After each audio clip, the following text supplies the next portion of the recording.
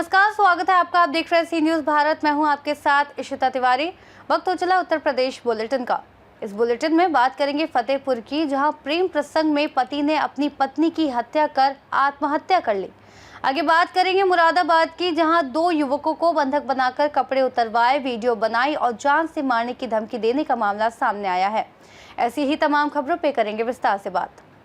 आगामी दीपावली और अन्य त्योहारों को देखते हुए इटावा पुलिस ने सुरक्षा और शांति व्यवस्था के साथ साथ अवैध पटाखा कारोबार पर भी शिकंजा कसना शुरू कर दिया है।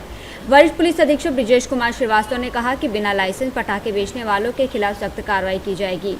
उन्होंने स्पष्ट किया कि जिनके पास वैध लाइसेंस नहीं है वो किसी भी प्रकार के पटाखों का भंडारण या बिक्री ना करें और इसके साथ ही पुलिस टीम को संवेदनशील बाजारों और घनी आबादी वाले क्षेत्रों में विशेष निगरानी के निर्देश दिए गए।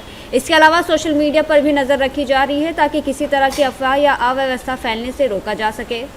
उन्होंने आमजन से अपील की है कि वो त्योहारों को शांति और सुरक्षा के साथ मनाएं और किसी भी संदिग्ध गतिविधि की सूचना तुरंत पुलिस को दें।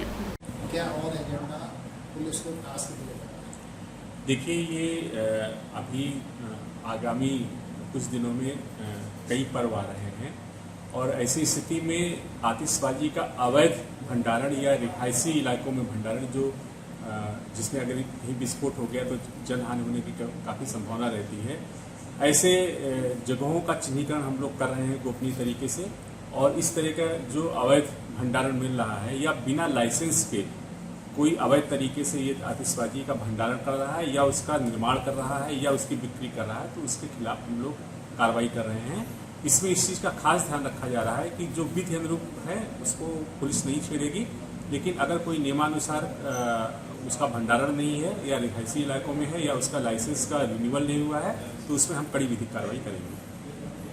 क्या जानकारी आप लोगों को दी जा रही है कि अगर कोई गुप्त सूचना देता है तो उसको इनाम वगैरह दिया जाएगा? देखिए, अगर कोई हमें गुप्त सूचना देता है और वो सूचना सही निकलती है तो पुलिस अपने अनुसार उसे पुरस्कृत करेगी। इटावा से सीनियर संवाददाता देवेंद्र सिंह की रिपोर्ट। फतेहपुर थाना गाजीपुर क्षेत्र के लम्हेटा ग्राम सभा में एक दर्दनाक सड़क घटना ने पूरे गांव को मातम में बदल दिया। यहां पति पत्नी की मौत से पूरे इलाके में मातम पसरा हुआ है। मृतक की पहचान मुकेश निषाद और उसकी पत्नी गुड़िया देवी के रूप में हुई है। जानकारी के अनुसार मृतक मुकेश हाल ही में दिल्ली से करीब 2 सप्ताह पहले अपने गांव लौटा था और गांव आने के बाद से ही उसे अपनी पत्नी गुड़िया देवी के पड़ोस के एक युवक से अवैध संबंध होने की जानकारी मिली थी और इसको लेकर दोनों के बीच आए दिन विवाद और तनाव बढ़ता जा रहा था। शनिवार की रात बात इतनी बढ़ गई कि आवेश में आकर मुकेश ने पहले पत्नी गुड़िया की हत्या कर दी और फिर खुद को गोली मारकर आत्महत्या कर ली। घटना की सूचना मिलते ही गाजीपुर थाना पुलिस मौके पर पहुंची और दोनों शवों को कब्जे में लेकर पंचनामा भर पोस्टमार्टम के लिए भेज दिया और मौके से तमंचा भी बरामद किया गया है। आज सुबह 5:30 बजे गाजीपुर थाना के ग्राम लम्हेटा में सूचना प्राप्त हुई कि 2 व्यक्तियों की मृत्यु हो गई है। मौके पर जाकर निरीक्षण किया गया तथा फील्ड यूनिट के द्वारा भी घटनास्थल का निरीक्षण किया गया। प्रथम दृष्टया प्रतीत हो रहा है कि पति मुकेश द्वारा अपनी पत्नी गुड़िया की गोली मारकर हत्या कर दी तथा स्वयं उसी तमंचे से खुदकुशी कर ली। तहरीरी सूचना के आधार पर पंचायतनामा पोस्टमार्टम की कार्रवाई कराई जा रही है। साथ ही सभी पहलुओं पर गहराई से जांच प्रचलित है। फतेहपुर से सीनियर संवाददाता शहनशाह अब्दी की रिपोर्ट। हमीरपुर जनपद के सुमेरपुर थाना क्षेत्र के कुंडोरा गांव में एक अजीबोगरीब मामला उस समय चर्चा का विषय बन गया जब एक कुत्ते को लेकर 2 लोगों ने थाने पहुंचकर उस पर अपना मालिकाना हक जताया। दोनों दावेदार कुत्ते को अलग अलग नाम से पुकारते रहे, लेकिन कुत्ता किसी की पुकार पर कोई प्रतिक्रिया नहीं दे रहा था, जिससे मामला और उलझ गया। इस दौरान गुम हुए कुत्ते को देखकर कुछ मासूम बच्चे भावुक होकर रोने लगे। स्थिति को संभालते हुए पुलिस ने कुत्ते को थाने में सुरक्षित बांध दिया और उसकी पहचान के लिए ग्राम प्रधान को बुलाया गया। पुलिस ने दोनों दावेदारों से कुत्ते का प्रमाण पत्र या स्वामित्व साबित करने वाले दस्तावेज प्रस्तुत करने को कहा है। यह अनोखा मामला अब कस्बे में लोगों के बीच चर्चा का विषय बन गया है। घनश्याम। क्यों थाने आए हो, क्या मामला? थाना सर ये कुत्ता का मामला, मेरा कुत्ता खो गया था, मुझे जा करके कुंडौरा में मिला गया तो मैं उसको ले आया। ये लगा रहे हैं इल्जाम कि हमारा कुत्ते का मामला है, यही समस्या है। कब से इस कुत्ते को पाले? कुत्ते को हमको हो गए साल भर से ऊपर सर। कहीं भी जाके मोहल्ले में कहीं भी पता कर सकते हैं, किसी से सोनी होटल में रोड में कि बता देंगे कि यहाँ पाले नहीं पाले। क्या नाम है तुम्हारे कुत्ते का? मेरे नाम कुत्ते के शेरू भूरा कह के बुलाते थे जी। तुम्हारा क्या नाम? मेरा नाम है घनश्याम। क्या नाम है गुड़िया आपका? चाँद यादव। किसका कुत्ता है ये हमारा कुत्ता है, अगले शनिवार को खोया था। तो क्या हुआ? ये हम अपने बुआ के यहाँ से लाए थे, तो ये हमारे जो भाई है बड़े, तो उन्हीं के साथ ये क्या कहा जाता है, टॉयलेट करने गया था, तो छूट गया होगा, तो भाई ढूंढते रहे, रात को नहीं मिला है।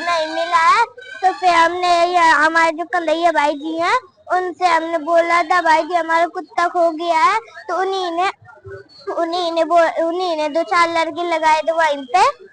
तो उस लड़के ने बोल दिया था कन्हैया भाई जी तुम्हारा कुत्ता यहाँ पे, तो मेरे पापा से ये गलती हो गई है कि हम उन लोगों को बुलाते रहे हैं, नहीं किसी ने सुना, तो हम छोड़ के उसको ले आए हैं।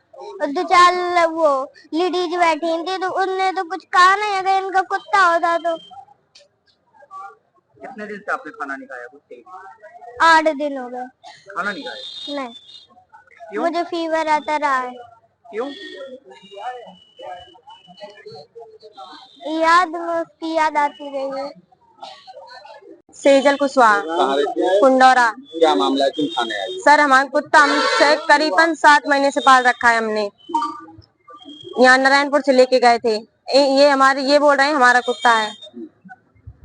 तो कैसे पता चला कुत्ता तुम्हारा यहाँ पर? मैं बोल रहा हूँ। कल कुछ लोग आए थे, ये यहाँ सब्जी बेचने आते हैं सुबह सुबह, तो इन्होंने देखा सुमेरपुर में, ये सोनी होटल में लिए थे, वो पहचान गए, तो हमने पता किया तो इनके घर था। अब ये मान नहीं रहे कि हमारा है। तो ये कब से कुत्ता पाले हो तुम? 7 महीने से। तो नाम भी रखा होगा इसका? हाँ, क्या? शेरू। आज आप लोग खाने किस लिए आए हैं? इसी का निपटारा करवाने के लिए आए हैं। क्या क्या निपटारा? क्या निपटारा होना चाहिए आपको? क्या चाहती हो आप? सर हमारा कुत्ता है तो हमें मिलना चाहिए, क्या चाहते हैं? कुछ नहीं चाहते। हाँ जी, आपके गांव के कुत्ते का मामला है, क्या है पूरा मामला? जैसा कि मेरे संज्ञान में है कि कुत्ता हमारे गांव का है। जब भी मैं गया इनके घर तो कुत्ता मिला मुझे। ये हमारे गांव के कुशवाहा जी हैं, श्री वो सुभाष कुशवाहा है, उसका कुत्ता है। मैं जब भी घर गया तो मुझे कुत्ता मिला ऑलरेडी। उसके बाद ये जैसे ये लोग कह रहे हैं कि 15 दिन पहले मेरे यहाँ से गया है कुत्ता, और हमारे गांव में 4-5-6 महीने से ऑलरेडी कुत्ता है। जिसके यहाँ से लाए हैं ये, उसको भी हम बुलवा के पूछवा सकते हैं। जब छोटा सा बच्चा था, इनके पास पूरा एविडेंस है, पूरे सबूत हैं, लेकिन अब पता नहीं इन्हें कैसे भ्रम हो रहा है कि कुत्ता हमारा है। दोनों कुत्ते के मालिक अपने अपने दावे पेश कर रहे हैं, अपने अपने साक्ष्य दिखा रहे हैं, तो ऐसे में कौन सच है कौन झूठा है? अब देखिए, अब वो इसमें तो हम कुछ नहीं कह सकते, लेकिन जहां तक हमारा ख्याल है कि ये कुत्ता हमारा है और हमारे गांव का है। आज आप कहाँ पर आए? आज मैं थाने आया हूँ इसी मैटर को लेके। गांव वाले पहुंचे, उन्होंने बताया कि मेरा कुत्ता वो लोग ले गए। अगर इनका कुत्ता था तो अगर इनका था भी तो इन्हें इनसे बताना चाहिए कि मेरा कुत्ता है। उसके बाद ये जबरदस्ती रात उठा लाए उसको, जबरदस्ती वहां से।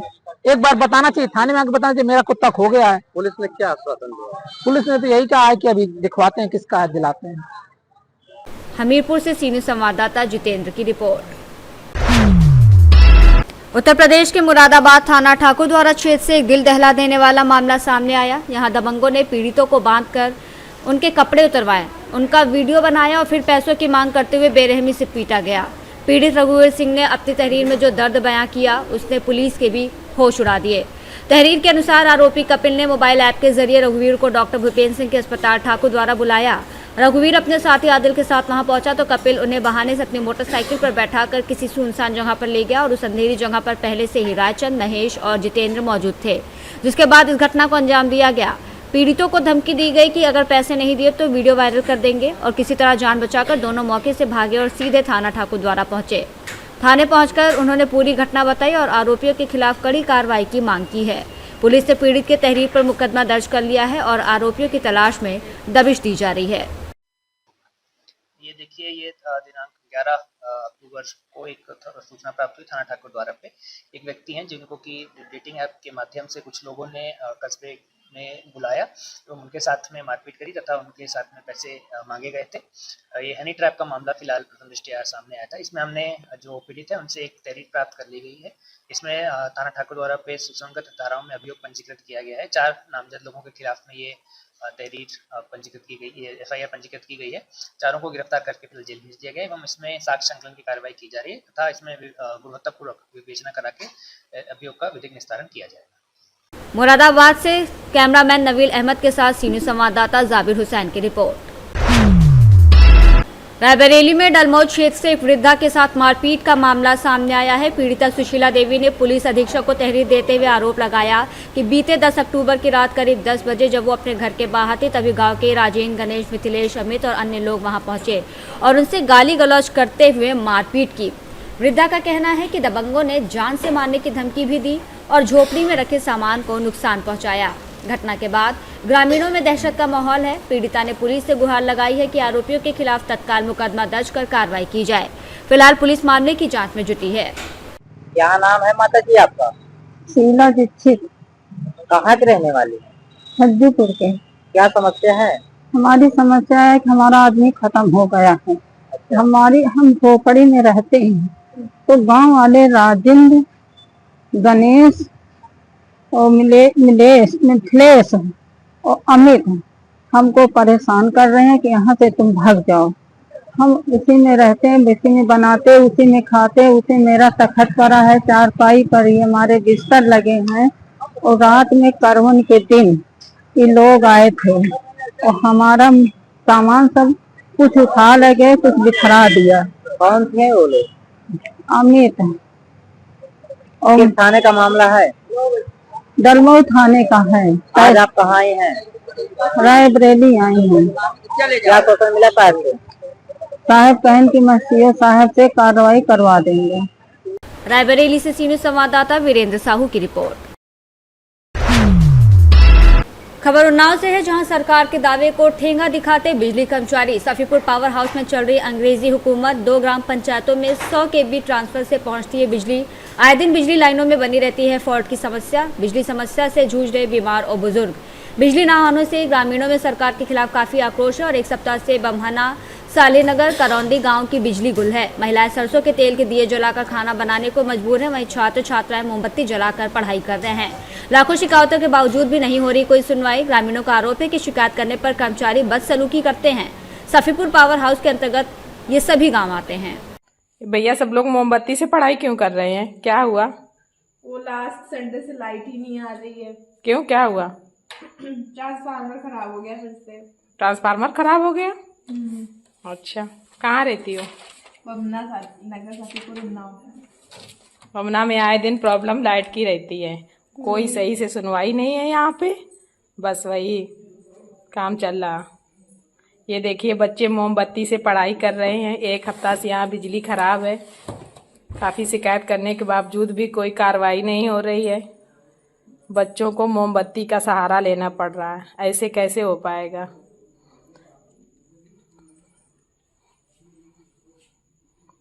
कहाँ रहते हो सब लोग? बमना में। क्या नाम है आपका? सुशील। कौन से गांव में रहते हो? बमना। क्या समस्या है आपकी? लाइट की समस्या है। यहाँ लाइट 10 दिन से नहीं आ रही है। पब्लिक बहुत ज़्यादा परेशान रहती है और यहाँ बिल लेने के लिए आते हैं। गरीब आदमी सब रहते हैं और बिल बराबर देते हैं। यहाँ लाइट एक दिन भी नहीं सही आती है। हम ये चाहते हैं कि यहाँ 250 kV का ट्रांसफार्मर अगर रख जाए तो बहुत अच्छा होगा। और यहाँ 2 ग्राम सभाएं हैं और लाइट बिल्कुल नहीं है। 10 दिन से पब्लिक बहुत ज़्यादा परेशान है। लाइट का नामो निशान नहीं है। मैं आपका सर दीपक मिश्रा। क्या समस्या है? सर यही समस्या है कि हफ्ते भर से हमारे बमलो ग्राम क्षेत्र बमना में लाइट बहुत ज्यादा इशू आ रहा है जी। अब देख लो हमारी माता जी को अभी खिचड़ी बनवानी थी, ये मोमबत्ती बना रहे, देख रहे, सुन रहे, दिखता भी कम है जी। और सर जी बस यही रिक्वेस्ट है कि ये 100 kV का जो हमारा ट्रांसफार्मर रखा है जी, इसे हटवा के 250 kV का रखवा दे। बस अधिकारियों से यही निवेदन है कि अच्छे से अच्छी हमारी लाइट यार करवा दीजिए भाई जी। बहुत दिक्कतें सर आ रही हैं जी। अब बताओ ऐसे बीजेपी को जिताने का क्या फायदा जो हमारी ये दिक्कतें हो जी। आप कहते सबका साथ सबका विकास, यहाँ विकास का नाम ही नहीं है जी। साथ ही साथ हम दे रहे हैं जी, कब तक की देंगे? आज तो आप पावर हाउस गए थे, कंप्लेन की थी? 5-6 बार कंप्लेन कर रखी है जी भाई। फोन ही नहीं, ऑनलाइन वाला भी फोन नहीं उठाता है ना, वहाँ कोई सुनवाई हो रही। सर क्या करें? इससे बढ़िया हम कटवा के अपना पैनल रखवा दें। तो पावर हाउस में कितनी बार आपने कंप्लेन की? 5-6 बार सर। अच्छा, माता जी को भी कोई सुनवाई नहीं, कोई सुनवाई नहीं होती है, कोई यहाँ पर आता ही नहीं है जी। ना कोई सुनवाई होती है, ना कोई जवाब, ना कोई रिप्लाई देता है। जी जी यहाँ से जाओ, सुबह से दुकान है, दुकान बंद करके जाते हैं हम वहाँ जी पर। जी।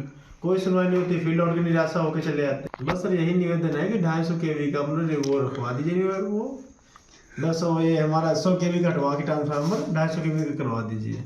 जी जी, हाथ जोड़ के यही निवेदन सर। मैं आपका हमारा नाम राहुल शर्मा है जी। क्या समस्या है? हमारी समस्या है कि ग्राम पंचायत भवना में 1 हफ्ते से ज़्यादा लाइट की प्रॉब्लम हो रही है जी। और लाइट विभाग में 2-3 बार कंप्लेन भी किया जा चुका है, लाइट की कोई सुनवाई नहीं हो रही है जी। और हमारी सरकार से ये निवेदन है कि 100 वाट का जो ट्रांसफार्मर है इसको 250 वाट का ट्रांसफार्मर करा दिया जाए जी।